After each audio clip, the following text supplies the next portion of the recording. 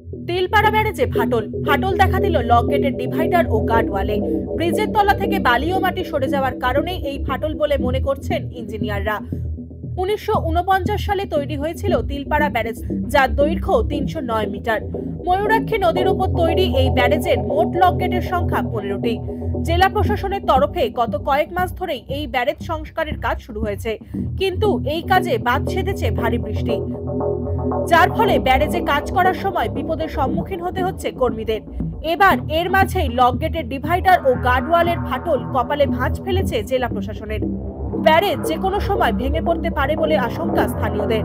ফাটলের খবর পেয়ে ইতিমধ্যেই তিলপাড়া ব্যারেজ পরিদর্শনে আসেন সেচ দপ্তরের চিফ ইঞ্জিনিয়ার দেবাশিস সেনগুপ্ত।